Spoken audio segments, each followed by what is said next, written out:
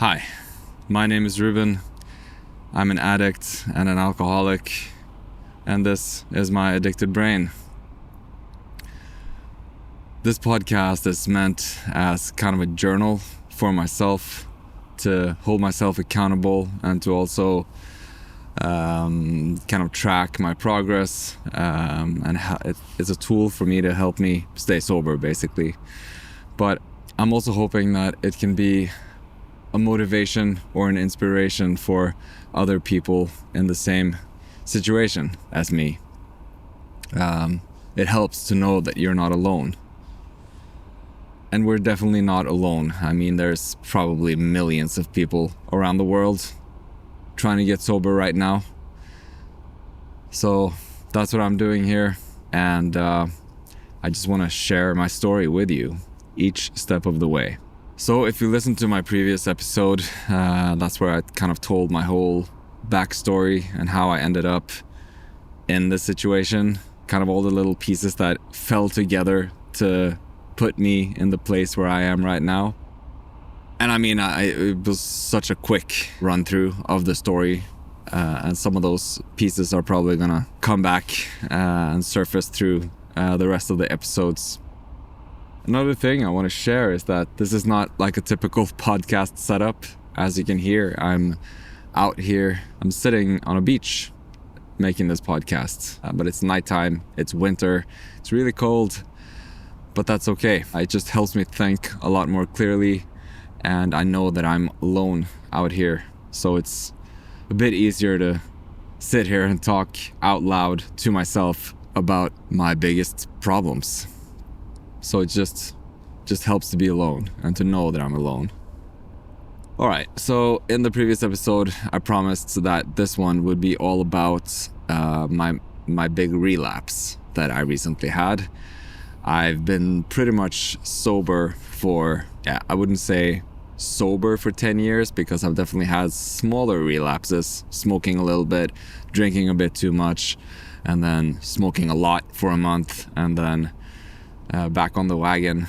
But for the last year, I've definitely been pretty much sober. I've had a few beers here and there, but haven't been drunk and haven't been messed up on anything else. So I've been living a pretty normal family life. I have kids and I have a wife and I have a job and everything. But a couple of years ago, we had our second kid and she had a lot of illness. Nothing serious, but serious enough to keep us awake for 1.5 years now. I really put a dent in our relationship, in our work life. We've had a pretty hard time the last 1.5 years. Last summer, both me and my wife just hit the wall. Complete burnout, complete overwhelm with the whole situation. So we took out some sick leave, and that correlated with our vacation. So I got like 6 weeks off of work, and that gave us time to spend more time together and to try to figure out what to do and how to get through this pretty hard period in our life. I quickly realized that my burnout was deeper than just what was going on with my kid. I just felt that this is something deep and it goes way back, and it's just something that I have to figure out, and I have no idea where to start. And my wife was kind of at the same place. She'd also had a lot of issues from before, and alcoholic father, and just a lot of family related issues for her as well. So we both realized that we had some deeper issues that we needed to figure out. And my wife, always the smart one, she decided to go see a psychologist to figure things out. Not long after that, she was evaluated for ADHD, and of course she was diagnosed and started taking medication for that. And as you know, ADHD medication is basically speed. And I thought, okay, that's fine. This is her medication. I can deal with it being in the house. I'm not gonna do anything about that. But, you know, after a week, there was just no way I could help myself. So I started stealing her pills. I remember that first day because it's been like 16 or 17 years since I actually did any stimulants.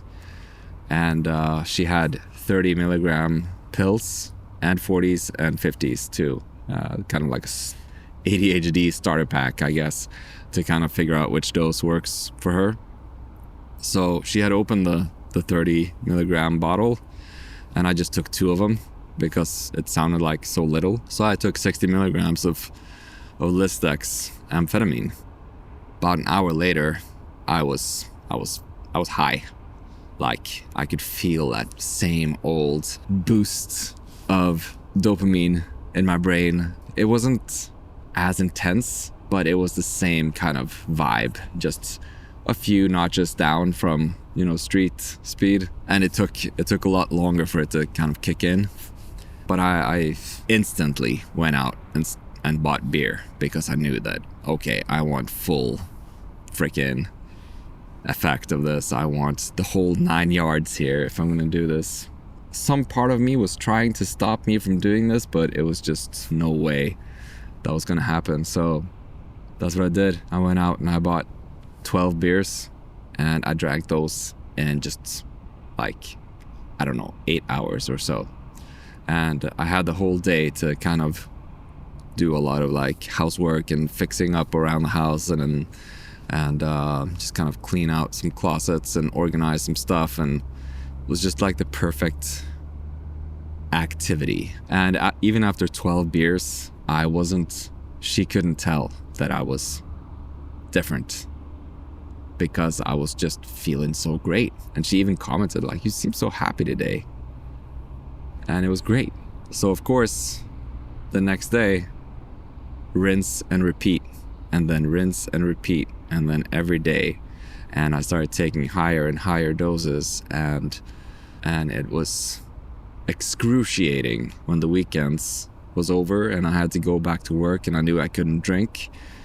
It was really hard to deal with the vacuum. I really wanted to drink beer. And I even took a few days off, like home office days, working from home, just so I could drink. And the harder I tried to not, fall all the way back in the pit, that's exactly what happened. And last weekend, I had pretty much been drunk for a month straight. Drinking every day after work, even a few times while I was at work. I just worked from home. I even had a few beers before work one day because I had leftovers from the day before.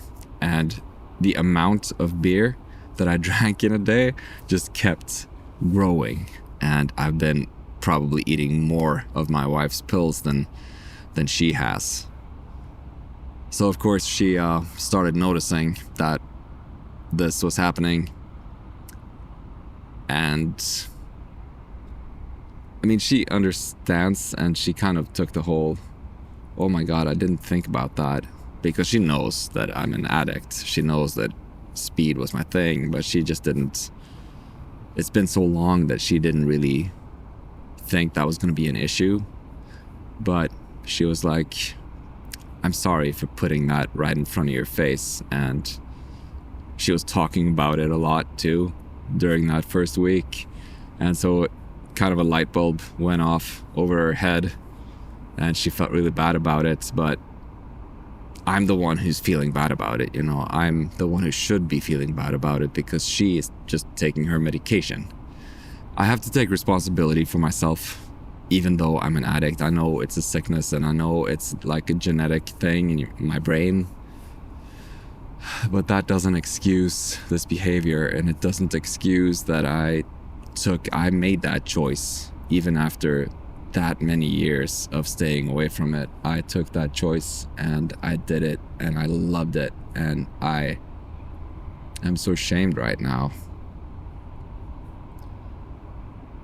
But anyway, through my wife's kind of whole diagnosis, she's learned a lot about ADHD.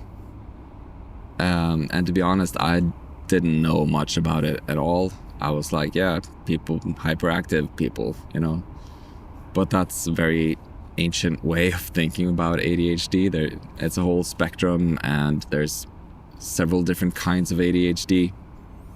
And she learned a lot about this stuff, and she started talking about it, and we started talking about it, and pretty soon I was like, damn, I probably have ADHD, because a lot of the things and the symptoms and everything just kind of matched up with my whole life, really.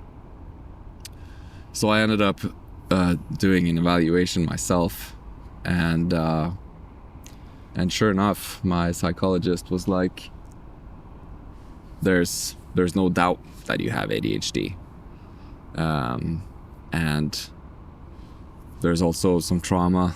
I mentioned some of it in the last episode, but there's definitely some trauma, and there's 40 years of living with ADHD without any kind of treatment. That's gonna leave some scars. So he diagnosed me with what he called masked ADHD and a moderate depression with a slight risk of self-harm. And I know that that's pretty much spot on in terms of how I feel. But this whole thing of going to the psychologist, and he started poking holes in my armor, and it's been hard emotionally.